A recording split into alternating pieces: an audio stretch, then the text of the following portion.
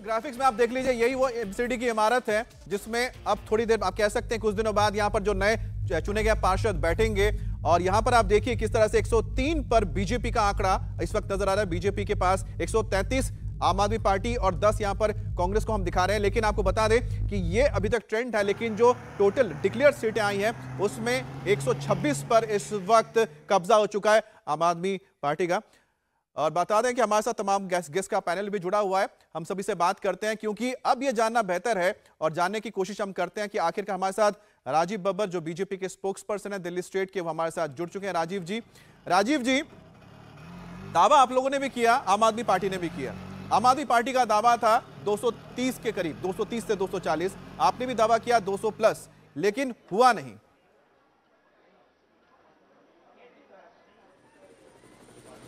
देखिए, आपने देखा होगा जिस तरीके का प्रचार आम आदमी पार्टी ने किया और जिस तरीके से एक हाइप क्रिएट की गई कि बिल्कुल एक तरफा चुनाव हो गया, 180 जीतेंगे, 190 जीतेंगे, किसी ने कहा 200 जीतेंगे।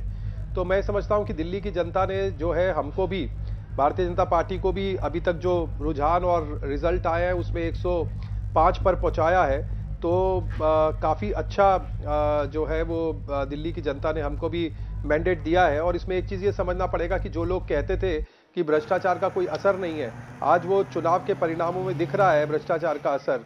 कि सत्येंद्र जैन जिनको भारत रत्न दे रहे थे केजरीवाल, वो अपनी पूरी सीट पे वहाँ की जनता ने फैसला कर दिया है कि वो भ्रष्टाचारियों के साथ नहीं है, वो उन लोगों के साथ में नहीं है जो रेपिस्ट किससे मसाज कराते हैं। और इसी तरीके से जो डिप्टी सीएम साहब हैं उनकी भी जो कॉन्स्टिट्यूंसी है वहाँ पर भी लोगों ने फैसला सुनाया है और उनको भी जो एक्साइज पॉलिसी में भ्रष्टाचार हुआ है उसके लिए भी मैंडेट दिया है। बहरहाल हमको एनालिसिस करना है। राजीव जी, आप इस बात से नकार नहीं सकते कि पिछले 15 सालों से एमसीडी आपके पास थी, लेकिन दिल्ली की जनता ने इस बार आम आदमी पार्टी पर भरोसा जताया है। यानी कि पिछले 15 सालों में चूक आपसे भी हुई है, इस बार जनता ने एक्सेप्ट नहीं किया है। देखिए, ऐसा है कि ये बात सही है आपने जो कही है, हमको आंकलन करने की जरूरत है और हम जनता के फैसले को स्वीकार करते हैं, हम जनता के फैसले पे सिर झुकाकर उसको स्वीकार करते हैं। लेकिन उसमें यह भी कहना चाहूंगा कि पिछले चुनाव से लेकर अब इस चुनाव में हमारा जो वोट परसेंटेज है वो बढ़ा है। हमारा वोट परसेंट लगभग आप देख रहे हैं 4% के करीब हमारा वोट परसेंट भी बढ़ा है। लेकिन तो भी हमें आकलन करने की जरूरत है। हम जरूर आकलन करेंगे कहां हमसे चूक हुई। ये जो थोड़ी सी गैप रह गया 15 सीटों का, वो गैप कैसे रह गया और उसको हमको क्या करना चाहिए, उस पर हम जरूर विचार करेंगे। क्योंकि जनता के फैसले को हम बहुत विनम्रता से स्वीकारते हैं।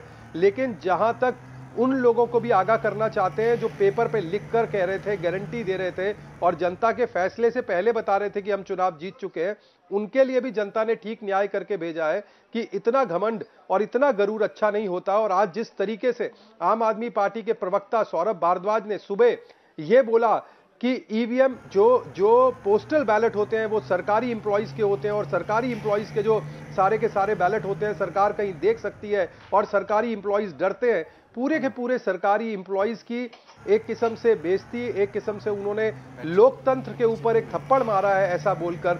ये जो इतना जो बुरा स्टेटमेंट दिया है आम आदमी पार्टी के प्रवक्ता ने, वो लोकतंत्र का अपमान है जो उन्होंने आज किया है। लेकिन भारतीय जनता पार्टी बिल्कुल सिर झुकाकर जनता का जो मैंडेट है उसको स्वीकार रही है।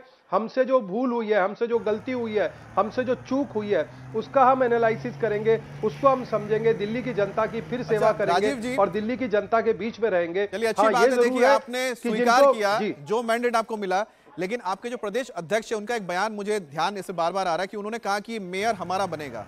ये स्टेटमेंट क्या अभी भी आप देख सकते हैं? देखिए, ऐसा है कि बहुमत जिनके साथ है मेयर उनका बनेगा। और हम देखिए, कोई भी पार्टी हो, कोई भी नेता हो, वो जनता के मैंडेट से ऊपर नहीं हो सकता। ये लोकतंत्र है, यहाँ मालिक जनता है। यहाँ कोई पार्टी या कोई नेता मालिक नहीं बन सकता और जनता का मैंडेट हम स्वीकार रहे हैं। इसलिए जनता का जो भी मैंडेट है हम स्वीकारेंगे। और अभी क्योंकि रिजल्ट्स आने हैं, लास्ट मिनट भी कुछ सीटों पे फेरबदल हो सकता है।